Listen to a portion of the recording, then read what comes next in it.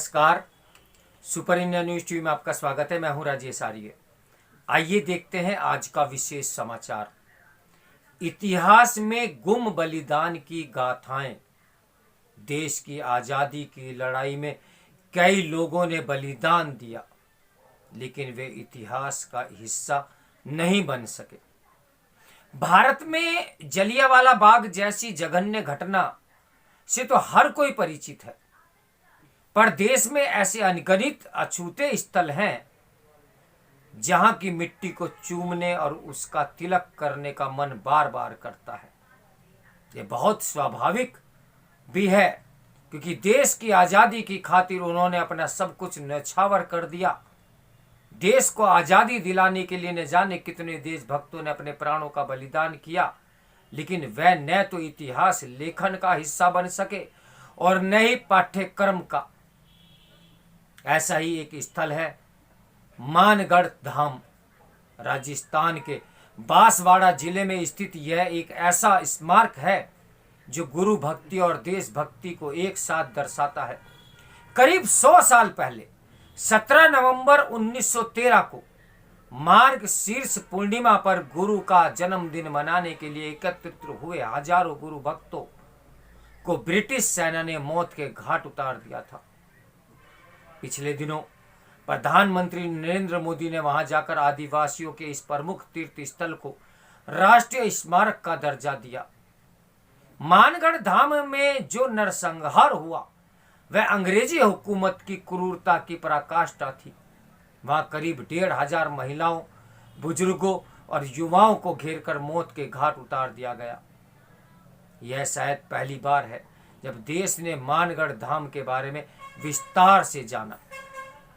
इसी तरह एक स्थल उत्तर प्रदेश के फतेहपुर जिले में है, जहां अंग्रेजों ने एक साथ 52 क्रांतिकारियों को इमली के पेड़ पर लटका दिया था, लेकिन इतिहासकारों की पूर्वाग्रही दृष्टि ने इतनी बड़ी घटना को गुमनामी के अंधेरे में ढके रखा। बावनी इमली एक इमली का पेड़ है जो भारत में शहीद स्मारक स्थल के रूप में परिचित है।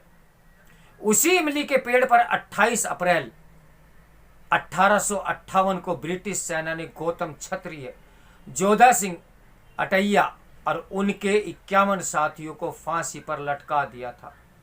यह स्मारक फतेहपुर जिले के बिंदकी तहसील स्थित खजुआ कस्बे के निकट मुगल रोड पर है। यह स्मारक स्वतंत्रता सेनानियों द्वारा किए गए बलिदानों का प्रतीक है। इसी तरह 1857 की क्रांति के दौरान रुड़की में अंग्रेजों द्वारा सैकड़ों देशभक्तों को वट वृक्ष पर लटकाकर फांसी दे दी गई। दरअसल वहां के किसानों ने अंग्रेजी हुकूमत का कड़ा प्रतिवाद किया था। परिणाम स्वरूप अंग्रेजों ने उनका दमन किया था। आजादी की शानदार विरासत को समेटे यह वट वृक्ष आज भी पूरी शान से खड़ा है।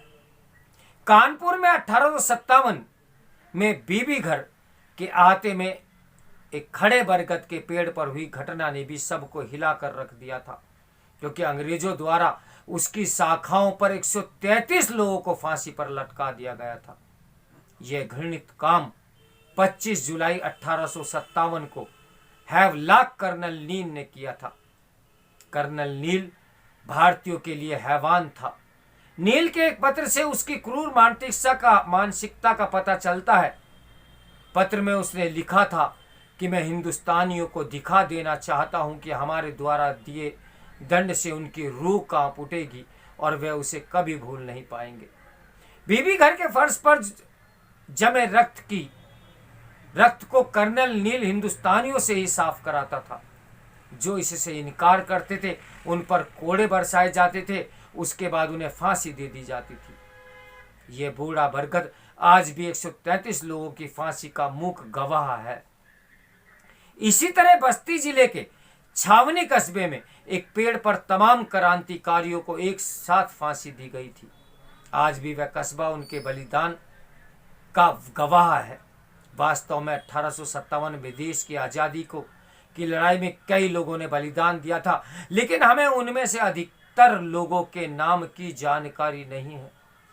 जैसे डुमरियागंज में 26 नवंबर 1858 को 80 से अधिक क्रांतिकारी अंग्रेजों के संघर्ष में वीर गति को प्राप्त हुए थे, जिसका जिक्र आज तक इतिहास के पन्नों में नहीं है। इस घटना के अनुसार ब्रिगेडियर कमांडिंग गोरखपुर को सूचना मिली कि डुमरियागंज में से 1 मील दक्षिण में आम के बगीचों में लगभग 1000 क्रांतिकारी मौजूद हैं। इस सूचना पर एक अंग्रेज अफसर अपने सैन्य टुकड़ी के साथ वहां पहुंचा। इसकी भनक क्रांतिकारियों को भी लग गई। उन्होंने भी तैयारी कर ली। अंततः अंग्रेजों और क्रांतिकारियों के बीच भीषण संघर्ष हुआ। इसमें 80 से ज्यादा क्रांतिकारी मारे गए और कई की मृत्यु नदी में डूबने से भी हुई, जिसका जिक्र आज भी इतिहास के पन्नों से गायब है। उस संघर्ष के दौरान कैप्टन गोफाल्ट और घुड़सवार अंग्रेज सिपाही की भी मौत हुई थी। उनकी कब्रें आज भी बनी हुई हैं। उस लड़ाई में बंदूकों और तोपों का जमकर इस्तेमाल हुआ था। उसका विवरण लंदन गजट में प्रकाशित है। डुमरियागंज का अमरगढ़ ताल भी फिरंगियों की बर्बरता का मूक गवाह है। वहां भारतीय जवानों ने 2 बार ब्रिटिश सेना को शिकस्त दी थी। उन्होंने Bombay army commander of chief admiral गुसन को मौत के घाट उतारकर अंग्रेजी हुकूमत के दांत खट्टे कर दिए थे। आजादी के परवानों ने वीरता की ऐसी दास्तां लिखी कि आने वाली पीढ़ी उन्हें श्रद्धा से नमन करती रहेगी। उन क्रांतिकारियों की याद में हर वर्ष नवंबर के आखिरी सप्ताह में वहां पर एक मेला लगाकर बलिदानियों को श्रद्धांजलि देने की एक परंपरा का शुभारंभ पिछले दिनों वर्षों के बाद हुआ।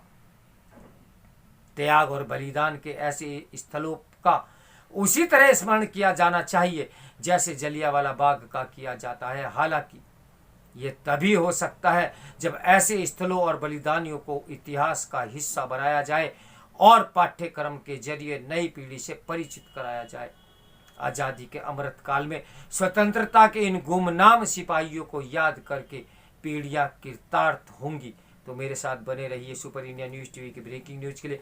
नमस्कार, मैं हूं राजेश आर्य।